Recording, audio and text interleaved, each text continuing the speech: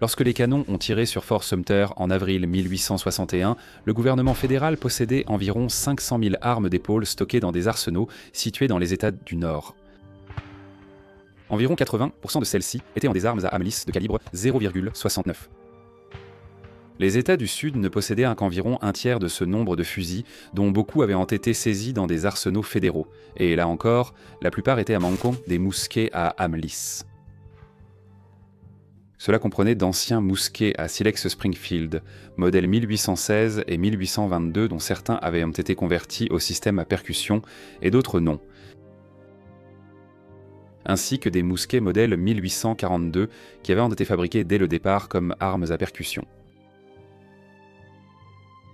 Les deux camps pouvaient lever plus de troupes et les armer rapidement, et il y eut un effort massif pour fabriquer ou acheter autant d'armes que possible. Finalement, des millions de mousquets, de fusils, de carabines et de revolvers supplémentaires seraient livrés aux soldats de l'Union et de la Confédération. La guerre de sécession allait entraîner des avancées spectaculaires dans le domaine des armes à feu et l'évolution de l'arme à feu.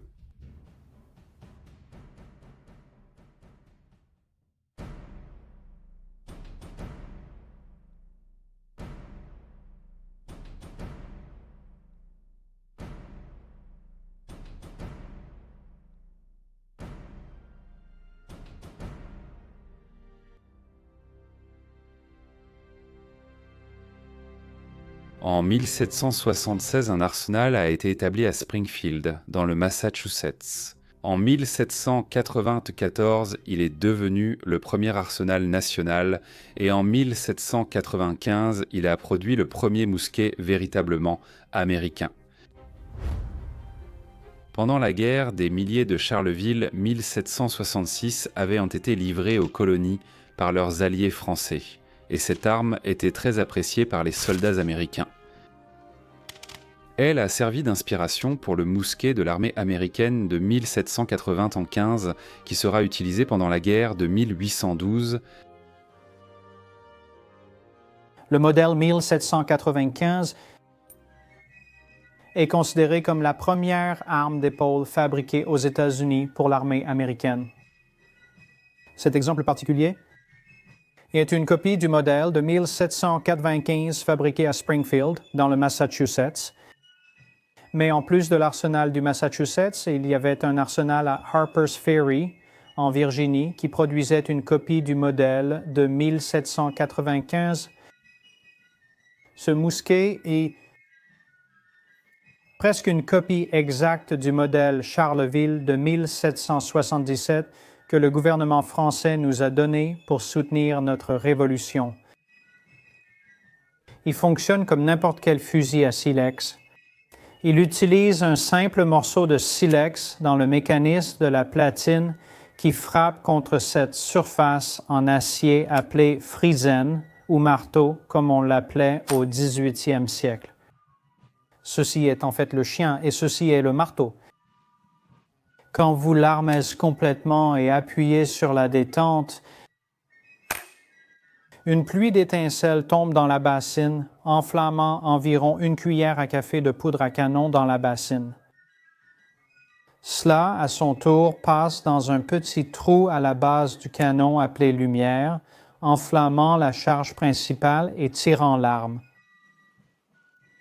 Un bon soldat était censé pouvoir tirer 3 coups par minute. Le mousquet modèle 1795 est le mousquet avec lequel nous avons combattu pendant la guerre de 1812. Ce mousquet a été remplacé par un modèle de 1816 qui n'avait que quelques améliorations, à savoir que la bassine, au lieu d'être en fer, était en laiton et donc moins sujette à l'encrassement par la poudre et à la corrosion. En 1799, la construction du deuxième arsenal national a commencé à Harper's Ferry, dans la partie ouest de la Virginie, qui finirait par se séparer pour devenir la Virginie occidentale. Vers 1810, plus de 10 000 mousquets, fusils et pistolets étaient produits chaque année. Un modèle de mousquet notable produit à la fois à l'arsenal de Harper's Ferry et à celui de Springfield était le mousquet à silex modèle 1816. Le modèle 1816 était une amélioration du modèle 1812, qui avait emprunté son design au Charleville français 1777. Le canon de calibre 69 mesurait 42 pouces de long comme celui du 1812, mais le modèle 1816 avait une platine plus longue, une garde de détente plus courte et une baïonnette plus longue. Au total, le mousquet mesurait 58 pouces de long. D'autres améliorations ont été apportées en 1822, 1835, 1840, 1842.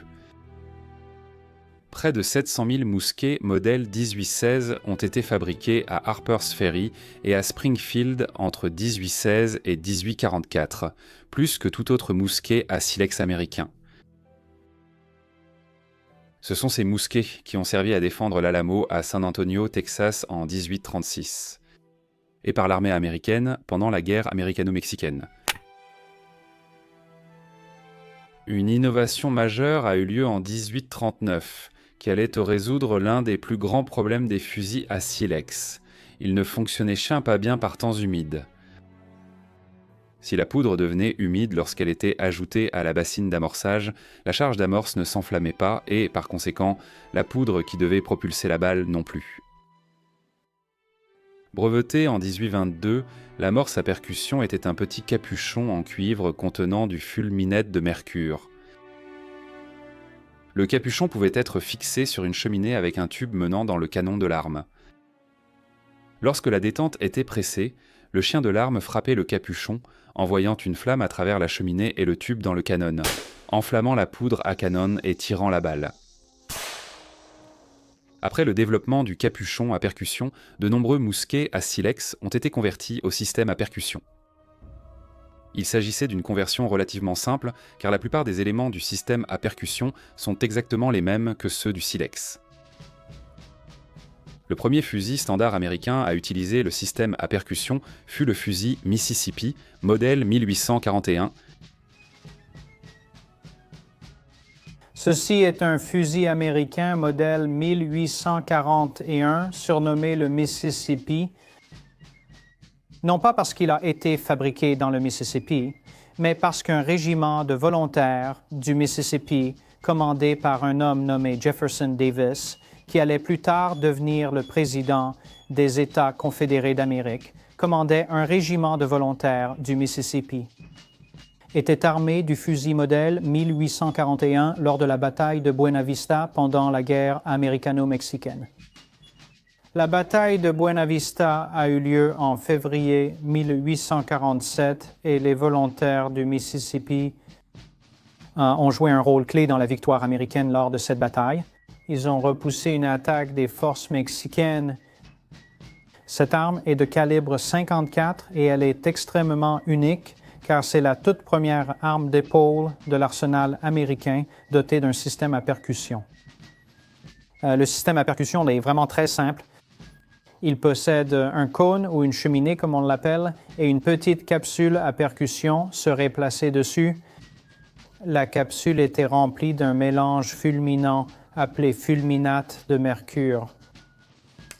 Lorsque vous armez le chien pour appuyer sur la détente, le chien frappe la capsule envoyant un jet de flamme brûlante à travers ce renfort dans un trou du canon enflammant la charge principale. Elle se charge comme toute arme à chargement par la bouche. La cartouche principale serait versée ici dans la bouche du canon et enfoncée avec la baguette. Parce que cette arme possède beaucoup d'éléments en laiton, elle était considérée comme une arme très attrayante pour son époque. Alors la bague de bouche en laiton ici, la bague en laiton, le pontet en laiton, la boîte à amorce et la plaque de couche en laiton. Le premier mousquet réglementaire à canon lisse avec une platine à percussion était le mousquet Springfield Model 1842.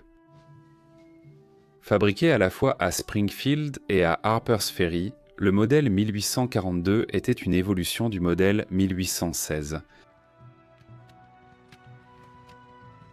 Le modèle original à canon lisse de 1842 et une version modifiée rayée ont été largement utilisés pendant la guerre de Sécession.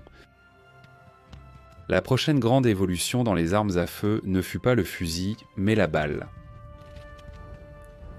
La balle Minié a été mise au point par l'officier de l'armée française Claude-Étienne Meunier.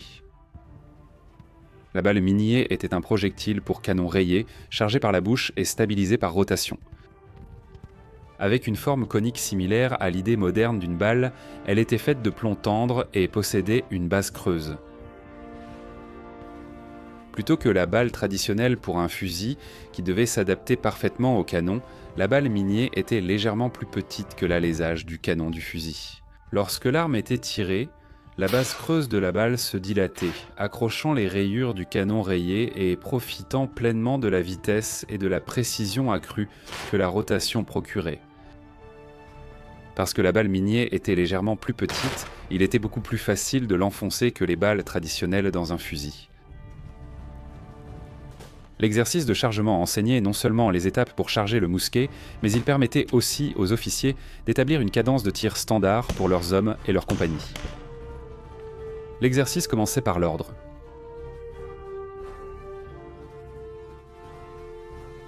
Le mousquet était amené au centre des pieds, dans une position à la fois serrée et pratique pour manipuler la baguette et placer les yeux sur la bouche du canon. La main se dirigeait vers sa cartouchière qui contenait les 40 cartouches en papier roulées à la main. Avec une cartouche entre le pouce et l'index. Portez la cartouche à la bouche. Utilisez les dents pour ouvrir l'extrémité contenant la poudre de la cartouche, la balle étant orientée vers l'avant du canon. Versez la poudre dans le canon, puis enfoncez la balle dans la bouche du canon.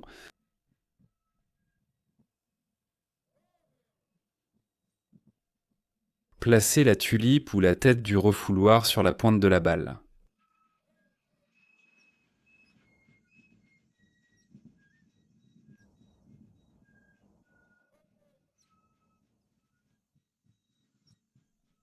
Au combat, de nombreux soldats nerveux oublieraient cela et tireraient leur refouloir sur les rebelles.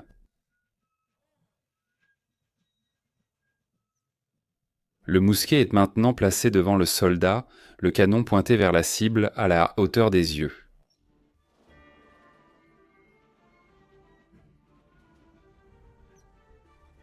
Au combat, chaque homme était censé terminer le processus de rechargement en 15 à 20 secondes.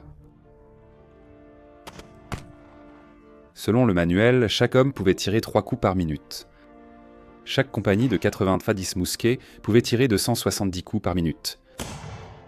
Chaque régiment de 10 compagnies pouvait tirer 2700 coups par minute.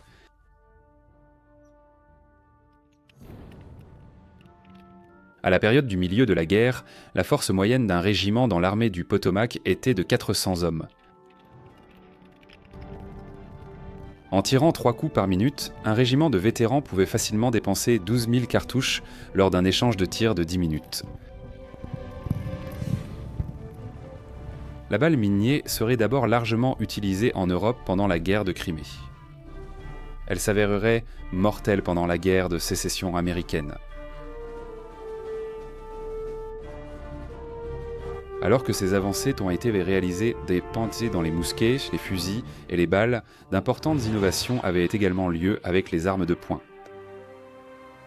Et le plus grand innovateur des armes de poing américaines était Samuel Colt. Comme le disait le slogan « Dieu créa l'homme, Sam Colt », les rendit égaux. Le premier brevet de Colt fut le revolver Patterson de 1836. C'était une innovation dans la conception et la technologie des armes à feu. Maintenant, cela ne veut pas dire que c'était la première arme à feu à avoir un barillet rotatif ou l'idée d'un barillet rotatif. Il y en avait eu beaucoup avant. Le collier, la liste de noms que vous ne reconnaissez pas continue encore et encore, seulement retrouvée dans les vieux dossiers poussiéreux du Bureau des brevets. La raison pour laquelle Colt est aujourd'hui un nom connu de tous, c'est parce que la conception de Colt a été le premier revolver pratique. C'était le premier qui fonctionnait réellement. Colt a produit plusieurs modèles différent de ce pistolet à Patterson dans le New Jersey, dans l'usine où il travaillait près des chutes de Patterson. Et ces armes étaient disponibles en 3 tailles de carcasses différentes, allant du calibre 0,28 jusqu'au calibre 0,36. La plupart d'entre elles étaient à 5 coups, et non pas à 6 coups, comme c'est plus courant ou traditionnel aujourd'hui. Colt les a emmenées en Floride.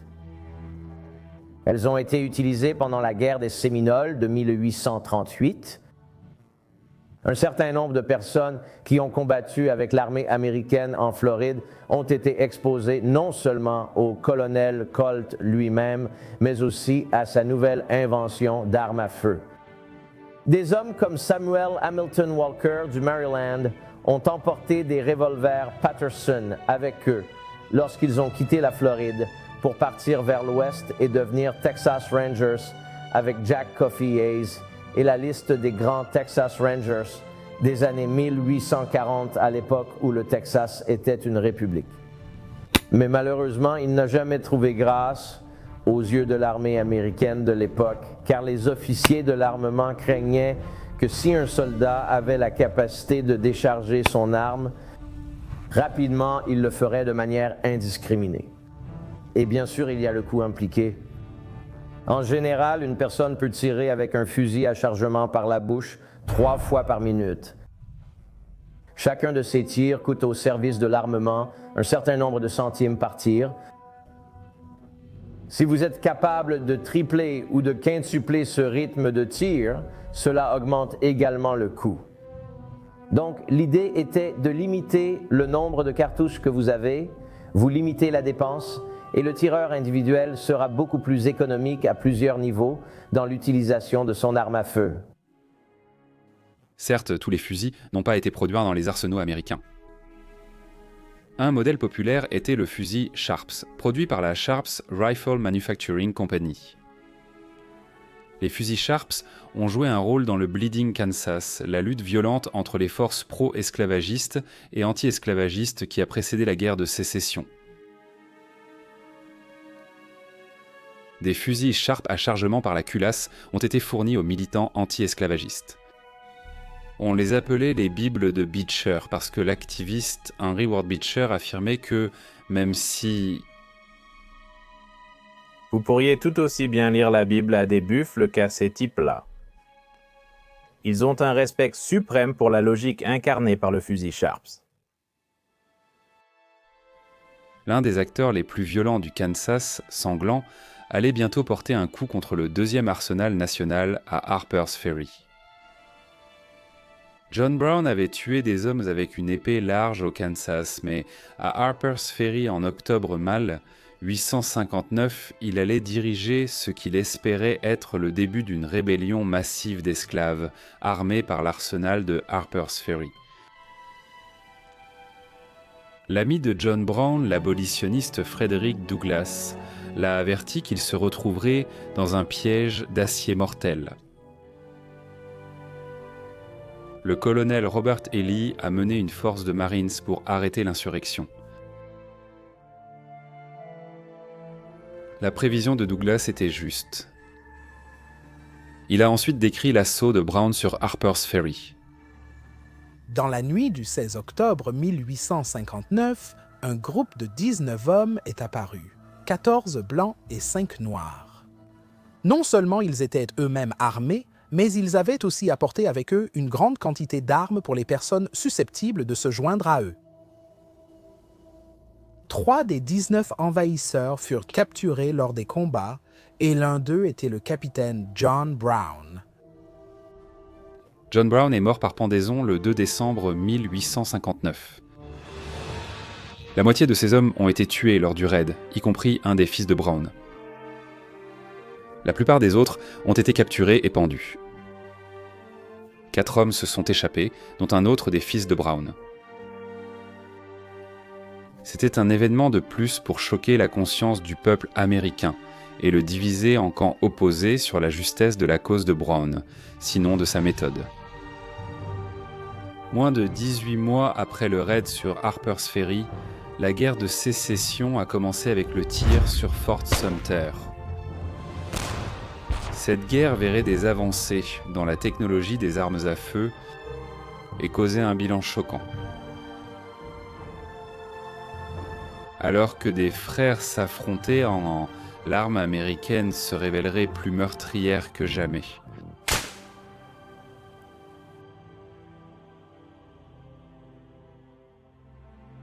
Bien que de nombreux soldats utilisaient d'anciens mousquets à silex convertis au système à percussion, cela ne signifiait pas qu'ils les appréciaient en nombre.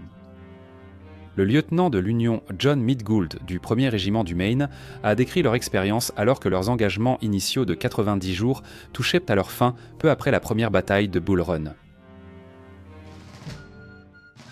Le 30 juillet, le 6e régiment du Maine est entré dans notre camp et a échangé ses mousquets avec nous. Ils nous ont donné les vieux fusils à silex à canon lisse modifiés en fusils à percussion, réputés plus dangereux pour l'utilisateur et son camarade de droite que pour l'ennemi. Nous avons entendu dire que toutes sortes d'incitations allaient nous être offertes pour nous réengager, principalement un nouvel uniforme bleu et des mousquets Springfield comme ceux que nous venions de perdre. Ces mousquets au Springfield étaient un des armes très prisées parmi les soldats. Le mousquet Springfield modèle 1842 était un calibre 69 à canon lisse, fabriqué à l'origine avec une platine à percussion.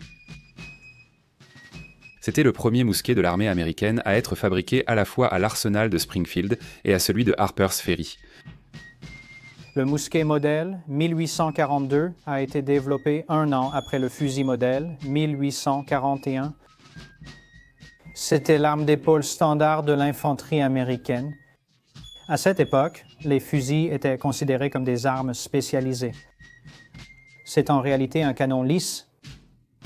Beaucoup de ces armes ont ensuite été réalisées pour une balle conique. Elles ont été rayées et équipées d'une hausse. Ceci est une arme à chargement par la bouche standard. On utilise une baguette pour tasser la charge principale dans le canon. C'est aussi une arme à percussion car elle utilise une capsule à percussion pour enflammer la charge principale. Le modèle 1842 était une arme extrêmement robuste et attrayante et il est resté dans les arsenaux américains jusqu'à la guerre de sécession. Beaucoup de ces Springfield modèles 1842 ont été distribués aux premiers volontaires et certaines unités de l'armée américaine les utilisaient encore jusqu'en 1863. La guerre se menait encore debout, épaule contre épaule, en formation linéaire, avec des tactiques linéaires pendant la guerre contre le Mexique. Le fusil n'était vraiment pas adapté à cet usage. Bien que les mousquets à canon lisse n'aient pas la portée ni la précision des fusils, ils pouvaient être chargés et tirés beaucoup plus rapidement que les fusils à chargement par la bouche disponibles au début de la guerre. Pour compenser la faible précision des canons lisses, les soldats chargeaient fréquemment les mousquets avec une combinaison d'une lourde balle en plomb et de plusieurs plombs de chevrotine. Sa charge de chevrotine et de balles était d'une efficacité dévastatrice à courte portée. Jacob Dolson Cox était un sénateur républicain de l'Ohio, plus tard nommé général de brigade dans la milice de l'Ohio. Jacob Dolson Cox a écrit plus tard sur les nombreuses avancées récentes dans le domaine des armes à feu. L'influence de l'armée régulière était généralement opposée à de telles innovations. Pas une seule fois, mais fréquemment, des officiers de l'armée régulière m'ont soutenu que l'ancien mousquet à canon lisse avec cartouche Buck and Ball était la meilleure arme que nos troupes pouvaient souhaiter. Nous avons traversé la guerre avec un mousquet à chargement frontal. La brigade irlandaise du brigadier général Thomas Mehar, principalement composée d'immigrants irlandais des régiments new-yorkais, était armée presque exclusivement de fusils à canon lisse, modèle 1842. Cela a continué même après qu'ils aient été retirés de la plupart des unités en 1862. Meagher préférait le canon lisse au fusil précisément à cause de l'efficacité de la munition Buck and Ball. La brigade irlandaise a prouvé la valeur des canons lisses chargés de Buck and Ball à Gettysburg contre la charge de Pickett.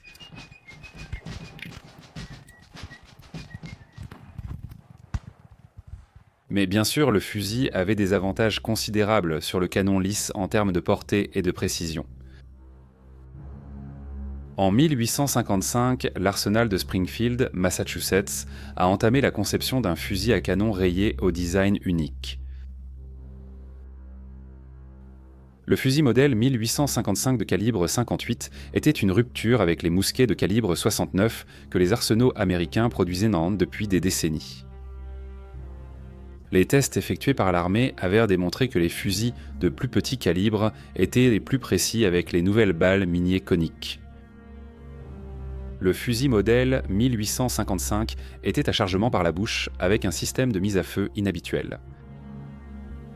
Le nouveau système d'amorçage à ruban Ménard était utilisé à la place des capsules à percussion, qui elles-mêmes représentaient une amélioration assez récente par rapport au système à silex utilisé pendant des siècles. Un dentiste nommé Edward Maynard a mis au point l'amorce à ruban comme une manière économique de contenir le fulminate de mercure qui s'enflamme lorsqu'il est frappé, ce qui enflamme à son tour la poudre à canon pour tirer la balle. L'amorce à ruban était similaire en apparence et en fonctionnement aux bandes de capsules des pistolets à amorce poussés pour enfants. Lorsque l'arme était tirée, le ruban avançait, prêt pour le coup suivant. Malheureusement, cela s'est avéré peu fiable en pratique. Le ruban était sensible à l'humidité, et les tests ont montré qu'il échouait à tirer presque une fois sur deux. Néanmoins, le modèle 1855 allait devenir l'une des armes d'épaule les plus courantes de la guerre de sécession. Mais cela ne signifiait pas qu'elle était aimée. Le premier lieutenant John Midgould, dont le régiment s'était vu promettre des fusils Springfield s'il se réengageait a écrit à propos de la réception des Springfield modèle 1855. Tout le régiment avait le mousqueton rayé Springfield calibre 58 avec l'attache d'amorce Ménard, un dispositif qui, à notre connaissance, n'a jamais été utilisé pendant la guerre et je crois qu'il a été retiré de tous les mousquets fabriqués après les premiers milliers. Le docteur Maynard a fondé la Maynard Arms Company, qui a passé un contrat avec la Massachusetts Arms Company pour produire un fusil à chargement par la culasse de sa conception. Bien qu'il n'a quand même pas été produit en aussi grand nombre que les fusils Springfield à chargement par la bouche, ils étaient très appréciés. Le manuel de campagne confédéré répertoriait la carabine Maynard comme l'une des armes officielles de l'armée confédérée. De nombreux soldats confédérés portaient en ces armes, les appelant simplement des fusils Maynard. Le capitaine L. Jacqueline Smith, officier d'ordonnance, remit un rapport à son colonel suite à l'inspection de compagnie près de Tallahassee, Floride, en février 1864. Le rapport du capitaine Smith met en évidence la variété d'armes qu'une seule compagnie pouvait posséder. Compagnie 1 cavalerie du sud de la Floride, capitaine Paramore, armée de fusils Ménard 40, fusils Mississippi 6. Fusils Enfield 5, Carabines Hall 7, fusils à double canon 5. Cette compagnie prend bien soin de ses armes, même si les chevaux n'étaient pas aussi bien entretenus. Compagnie du capitaine Griffin, 59 hommes, pas d'armes. Compagnie du capitaine Gwynn, 73 hommes, armes tout juste reçues, mousquets à canon lisse, calibre 69, en très mauvais état. La plupart des platines sont en très mauvais ordre. L'aspect général des armes est très mauvais et elles deviendront sans doute bientôt inutilisables. Capitaine Simmons, compagnie G, armée de fusils Ménard et de sabres, armes en bon état, bien entretenues, mais ne dispose que de 5 cartouches de munitions. Aucune des compagnies armées de fusils Ménard n'est en mesure de se procurer des munitions en raison de la particularité de celles-ci. Les problèmes liés à l'amorce à ruban Maynard ont conduit à son élimination du modèle Springfield suivant. Le fusil mousquet rayé Springfield modèle 1861 allait devenir l'arme longue la plus utilisée par l'armée de l'Union. Il était aussi populaire auprès des Confédérés lorsqu'ils pouvaient en obtenir. Le nouveau modèle conservait le canon de calibre 58, mais remplaçait l'amorce à ruban par des amorces à percussion individuelle chargées à chaque tir. Ce système à percussion était un peu plus lent, mais bien plus fiable. Le modèle de 1861 ajoutait également une hausse arrière pour améliorer la précision.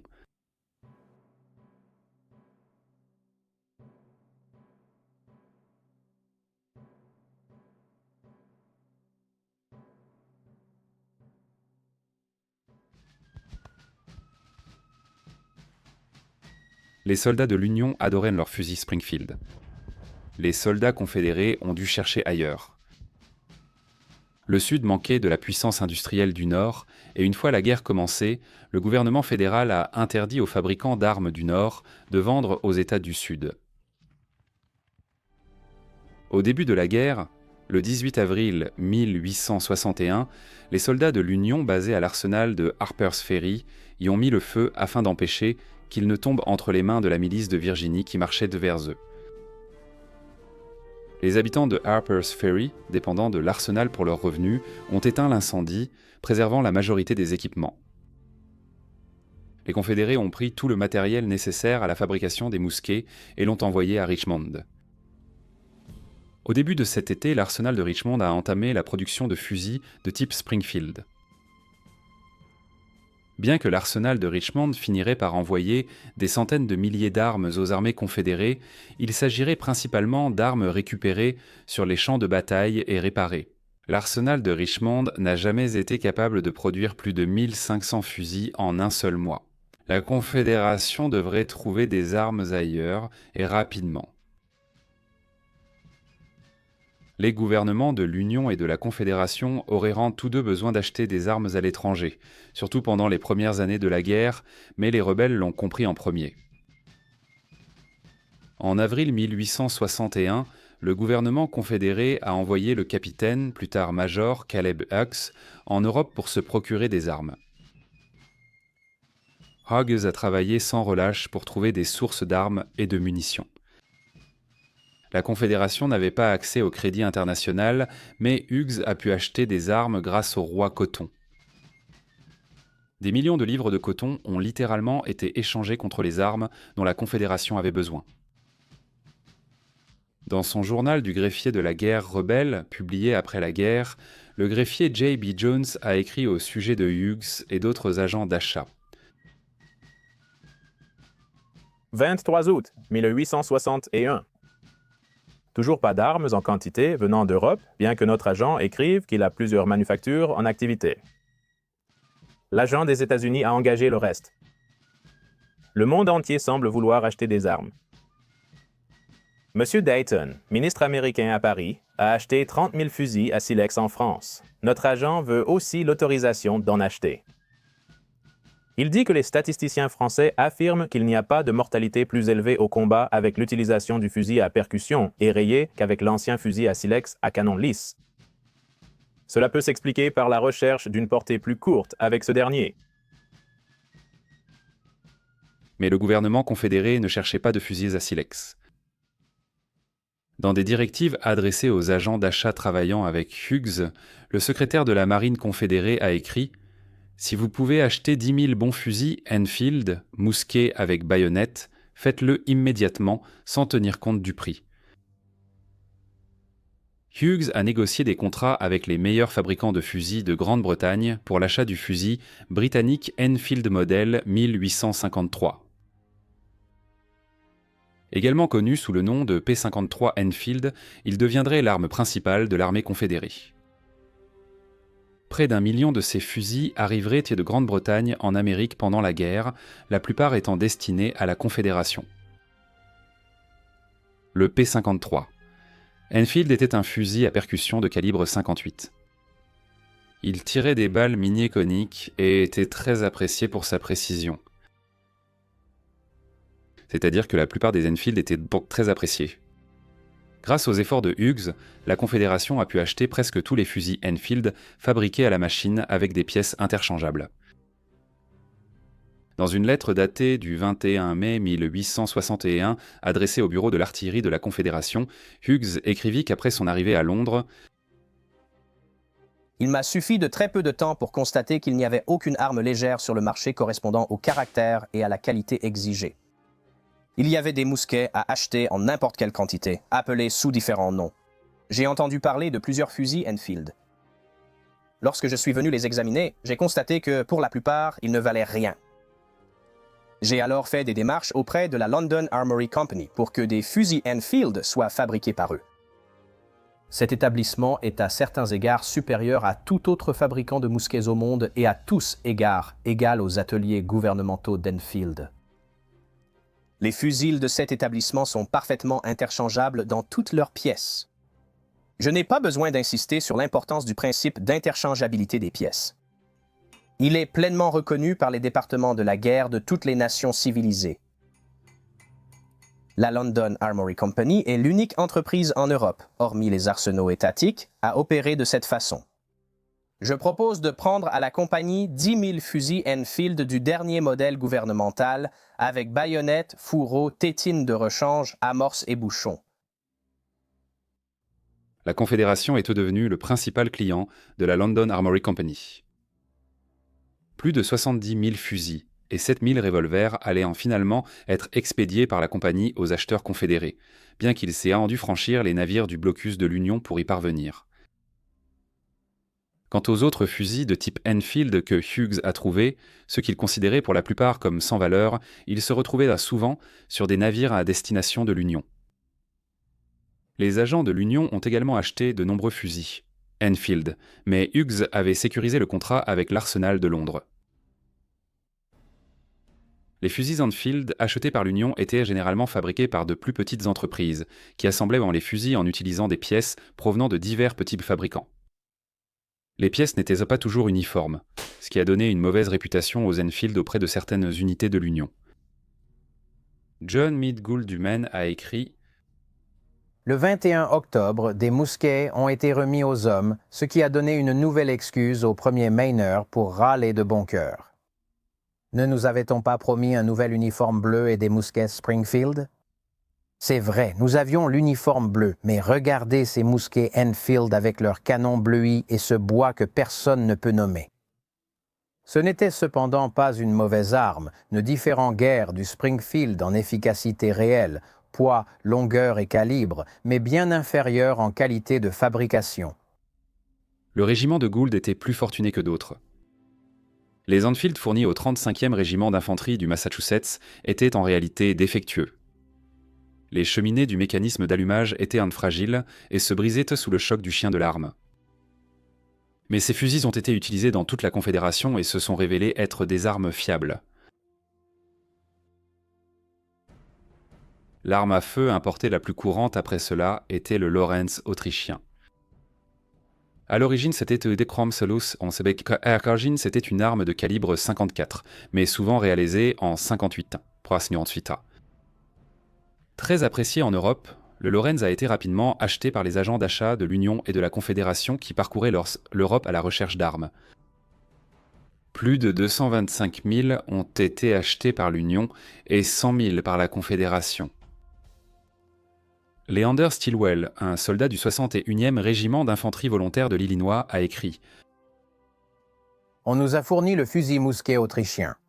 C'était un fusil de taille moyenne, avec une crosse en noyer brun clair, redoutable. À cette époque, la plupart des troupes de l'Ouest étaient équipées de mousquets fabriqués à l'étranger et importés d'Europe. De nombreux régiments étaient équipés de vieux mousquets belges, une arme lourde, encombrante et insatisfaisante. Nous étions heureux et fiers d'obtenir les Autrichiens. Nous avons utilisé ceux-ci jusqu'en juin 1863 lorsque nous les avons rendus et reçu, à la place, le fusil mousquet Springfield modèle 1863. Il était plus léger que l'Autrichien, avait une apparence plus soignée et était une arme à feu très efficace. » Charger et nettoyer les armes à feu sur le terrain pouvait être une tâche difficile et dangereuse. La grande variété d'armes, de calibres, de mécanismes de tir et de munitions ne facilitait pas les choses. John Meade Gould du Maine a décrit comment les hommes de son régiment chargeaient leurs armes. Dans notre régiment, nous avions la cartouche à enveloppe combustible fabriquée par Johnson et Dow à New York qui est placée entière dans le mousquet sans déchirer le papier. Notre tir était donc rapide comparé à la norme avec le fusil à chargement par la bouche. Certains hommes disent qu'il chargeait en laissant tomber la cartouche et en frappant vivement le mousquet contre le sol, et le choc faisait entrer la cartouche. Mais le procédé variait selon les armes et les unités. L'accumulation de poudre noire qui encrassait les fusils était un problème constant. Une solution fut le développement de balles plus propres. Développée par Ellie Williams, celle-ci avait un fin disque de zinc fixé à la base de la balle. Quand l'arme était tirée, le disque de zinc raclait l'intérieur du canon. Les premières 100 cartouches ont été distribuées aux troupes de l'Union en 1862. Le modèle Springfield 1861 a été mis à jour en 1863. Des améliorations mineures ont été apportées à ce mousquet rayé déjà fiable, notamment de nouveaux anneaux de serrage ovale, une nouvelle baguette et une platine trempée. Le régiment de John Meade Gould a reçu la mise à niveau des Springfield en janvier 1864. Nous avions le modèle 1863 du mousquet rayé Springfield, à chargement par la bouche comme presque toutes les armes de l'infanterie et qui différait de celles que nous avions auparavant sur plusieurs petits points, ayant entre autres des anneaux plus lourds et pas de chien principal ni d'amorceur. C'était notre meilleur mousquet. Jusqu'à présent, nous avons surtout examiné les armes longues de l'Union et de la Confédération, mais les armes de poing étaient aussi des armes très prisées.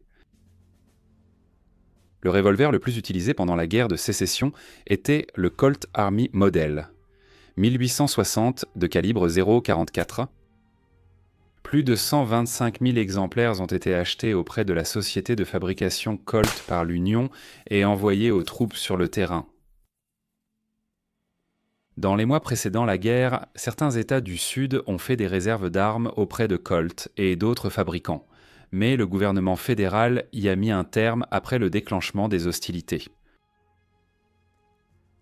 Un revolver à chargement par la bouche, à simple action à 6 coups, le modèle Colt Army était précis, jusqu'à environ 100 yards. Le modèle Colt Navy de 1861 était similaire au revolver Colt Army de 1860, mais avec un canon légèrement plus court et un recul moindre. Le revolver Colt Navy modèle 1851 est appelé Navy non pas parce qu'il était destiné au personnel de la marine, mais parce qu'il avait un motif naval gravé sur son barillet.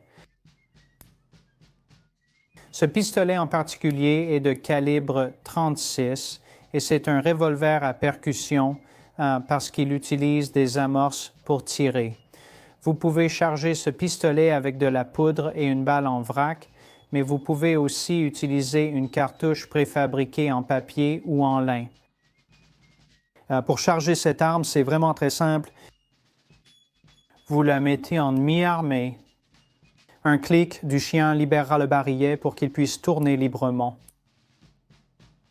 Sous le canon, sur ce pivot articulé, se trouve une baguette de chargement. Il suffit de le détacher de son crochet sous le canon, ce qui le libère pour le mouvement. Vous le redressez et vous chargez la poudre et la balle dans chaque cylindre en le faisant tourner. Vous allez tasser ça avec le bourroir, comme ceci.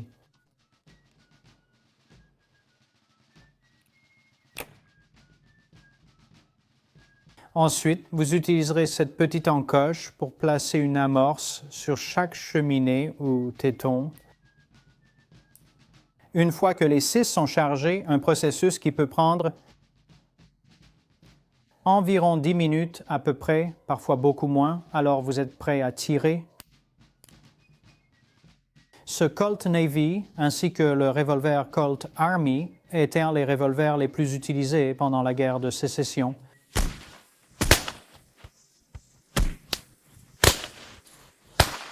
Les armes de poing étaient très prisées, mais difficiles à obtenir, sauf pour la cavalerie et les officiers.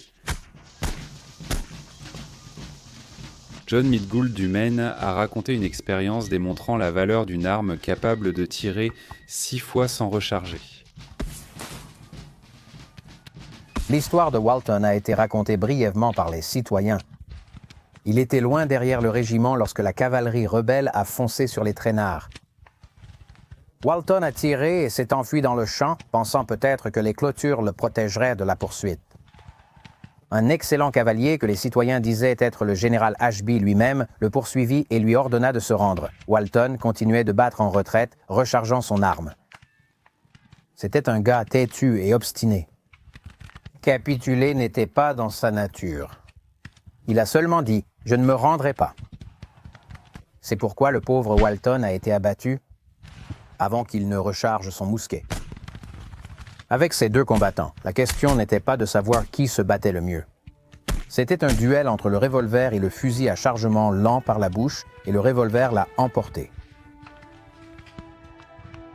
Comme dans l'histoire de Gould sur le pauvre Walton, la plupart des revolvers détenus par l'Union ou la Confédération ont fini entre les mains de la cavalerie.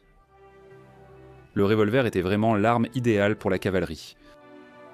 Ils étaient aussi prisés des guérilleros dans les États frontaliers. Les revolvers à 6 coups étaient l'alarme parfaite pour les embuscades. Lorsqu'un petit groupe de francs-tireurs dans le Kentucky, le Missouri ou l'Arkansas tendait une embuscade à une unité sans méfiance, qu'elle soit confédérée ou de l'Union, les fusils supérieurs de cette unité avaient le peu de chance face à la pluie de balles tirées par les revolvers à 6 coups des guérilleros. Ces combattants de la guérilla transportaient plusieurs revolvers à 6 coups, afin de ne jamais se retrouver dans l'incapacité de riposter. Lorsque les soldats fédéraux tuèrent certains des pillards du Missouri de Bloody Bill Anderson, ils récupérèrent 30 revolvers sur les 6 cadavres. Il y a des fusils et il y a des fusils. Tout comme un tireur d'élite est capable de plus qu'un soldat moyen, il est aussi probable qu'il veuille un fusil qui soit supérieur au Springfield ordinaire. Le lieutenant-colonel William Ripley, des premiers rangs tireurs d'élite des États-Unis, a ensuite écrit sur la formation et l'armement de ces unités de tireurs d'élite du Vermont. Parfois, on trouvait un mousquet qui se distinguait par sa précision, et il arrivait qu'une telle arme tombe entre les mains d'un homme capable d'en apprécier et d'en exploiter les meilleures qualités. On s'est rapidement rendu compte qu'une telle arme, entre les mains d'un tel homme, pouvait donner des résultats impossibles à obtenir avec une arme moins précise entre les mains d'un homme moins habile. Pour remédier à cette situation et s'assurer que les meilleures armes disponibles soient confiées aux hommes les plus aptes à les utiliser efficacement, le département de la guerre décida, au début de l'été 1861, d'organiser un régiment qui serait appelé le premier régiment des tireurs d'élite des États-Unis et qui serait composé des meilleurs et des plus experts tireurs à la carabine des États du Nord. Le recrutement et l'organisation de ce régiment furent confiés à Hiram Burdan, alors résident de la ville de New York, lui-même passionné de tir à la carabine et tireur d'élite expérimenté. Une sélection des meilleurs hommes fut effectuée et une démonstration de compétences eut lieu qui n'avait peut-être jamais été égalée auparavant. Le président Lincoln lui-même participa au tir, utilisant alors une carabine appartenant au caporal H. J. Peck de la compagnie du Vermont. Ripley a noté qu'à l'origine, les hommes allaient fournir leurs propres fusils, de très bonnes armes conçues pour le tir de précision sur les stands de tir, mais il fut ensuite décidé que ces armes n'étaient pas adaptées aux rigueurs du combat, malgré l'opposition du chef de l'artillerie. Les tireurs d'élite de Hiram Burdan ont finalement reçu leurs fusils. Sharps lors de la campagne de la péninsule en Virginie en mai 1862. 2000 fusils, Sharp à chargement par la culasse, calibre 52, modèle 1859, ont été produits pour les hommes de Burdan, et ils les adoraient. L'une des caractéristiques qui rendait dans les fusils de Christian Sharps si attrayants était leur conception à chargement par la culasse, ce qui permettait un rechargement beaucoup plus rapide qu'un fusil à chargement par la bouche standard, comme les fusils Springfield. Le Sharps utilisait un mécanisme à bloc tombant pour le chargement par la culasse. Les fusils Sharps n'étaient réglés que jusqu'à 800 yards, mais les tireurs d'élite ne se laissaient pas arrêter par cela. L'une des raisons pour lesquelles les officiers de l'armement étaient réticents à commander des fusils Sharps était que la production de ces fusils retarderait la fabrication d'une arme bien plus populaire, la carabine Sharps. Christian Sharps a breveté sa carabine Sharps en 1848. Au cours de la guerre, près de 100 000 armes Sharps ont été mises en service, que ce soit entre les mains de l'Union ou des Confédérés, et la plupart d'entre elles étaient en des carabines à canon court. Comme les fusils Sharps, les carabines de calibre .52 étaient à chargement par la culasse pour un rechargement rapide. Les fusils et les carabines Sharp étaient tous deux très appréciés par les troupes qui les utilisaient en temps. Les carabines étaient particulièrement prisées par la cavalerie de l'Union. Le gouvernement confédéré a reconnu la qualité de la carabine modèle 1859 et a passé un contrat avec une entreprise de Richmond pour en fabriquer des copies. Les fusils Sharps n'étaient pas les seules armes prisées par les tireurs d'élite. D'autres fusils appréciés par les tireurs d'élite, mais pas toujours aimés par le chef de l'artillerie, étaient le fusil à répétition Henry et le Spencer 56 par 56. Le fusil Henry, conçu par Benjamin Tyler Henry, était une arme à chargement par la culasse comme le Sharps, et avait la particularité d'être l'arme d'épaule la plus rapide de la guerre de sécession, avec un chargeur pouvant contenir 15 cartouches métalliques à percussion annulaire. On craignait qu'un tel rythme de tir n'entraîne beaucoup de gaspillage de balles. Les Henry n'ont jamais été fournis en aussi grand nombre que les Sharps, mais ils étaient souvent achetés par des soldats individuels qui espéraient que la capacité de tirer jusqu'à 30 coups par minute leur donnerait un avantage. En effet, on disait que les soldats confédérés appelaient le Henry ce fichu fusil Yankee qu'ils chargent le dimanche et avec lequel ils tirent toute la semaine. Mais les soldats rebelles ont également réussi à mettre la main sur des fusils Henry. Un grand nombre de fusils Henry ont été capturés ou achetés à titre privé par des sudistes. Le gouvernement confédéré n'a passé aucune commande pour ces fusils à répétition, mais les armes étaient disponibles sur le marché libre et beaucoup ont été achetés par ou pour des soldats confédérés. Bien que la plupart des fusils Henry utilisés par le Sud aient été capturés au Nord, en particulier la cavalerie de Virginie a fait bon usage, ou mauvais selon votre point de vue, des fusils Henry capturés à la 1re cavalerie de District de Columbia, la seule unité fédérale entièrement équipée de fusils Henry. Le fusil Henry connaîtra une seconde vie après la guerre, évoluant pour devenir le célèbre Winchester de 1866. Des gars comme Christian Sharps étaient très innovants dans la conception de leurs fusils à chargement par la culasse, mais ils étaient toujours freinés par le fait qu'ils utilisaient des cartouches à poudre noire. Elles n'étaient pas encore passées à la cartouche métallique autonome. Avec le Spencer, il y avait encore une cartouche en papier, presque une douille de type papier fulgurant pour la balle qui contenait la poudre. Vous la mettiez dans la culasse, puis vous releviez le bloc tombant sur le Sharps. Il fallait encore placer une capsule à percussion au bout du fusil. Cela évoluait par rapport à l'obligation d'utiliser une capsule à percussion, comme on le faisait avec un Burnside, un Smith ou un Gwynnon Campbell, ce qui limitait la capacité de tirer rapidement et à répétition avec les carabines pendant la guerre de sécession.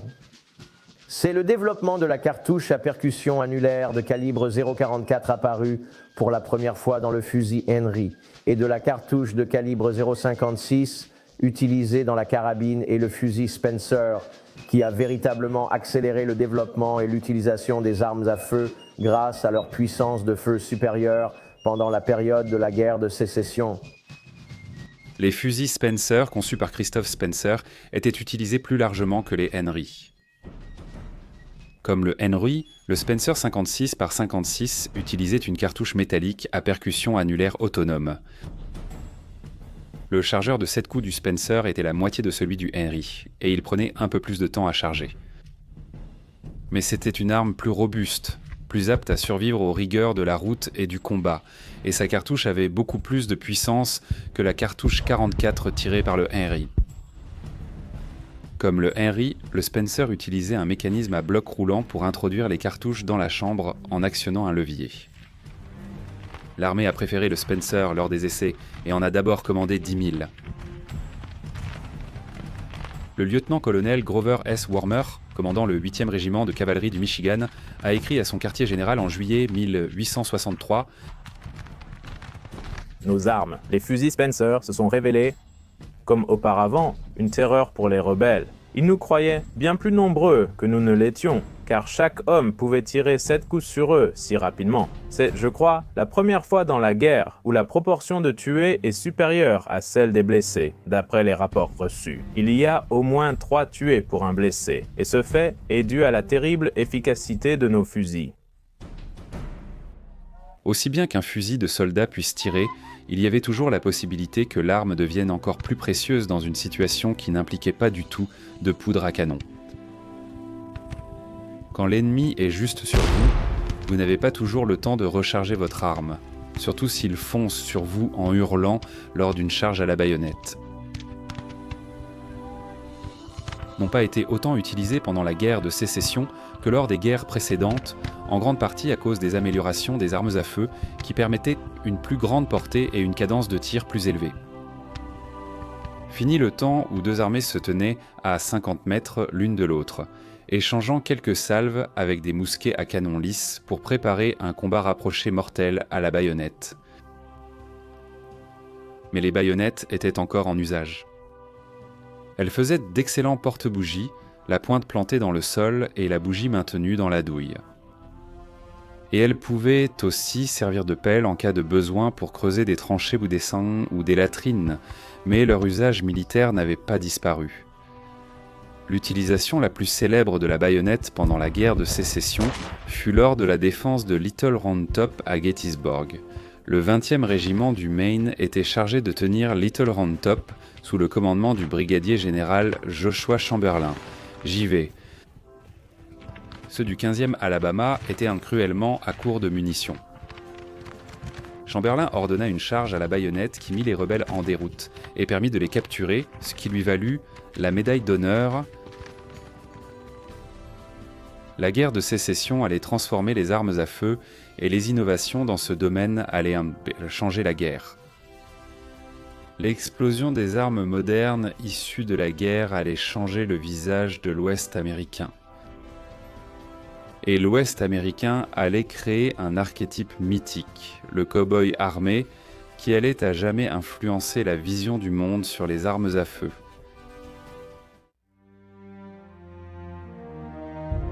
Merci d'avoir regardé. Si vous voulez nous aider à créer plus de contenu historique passionnant comme celui-ci, aimez, commentez et partagez cette vidéo avec d'autres amateurs d'histoire. Et bien sûr, n'oubliez pas de vous abonner pour continuer à faire vivre l'histoire.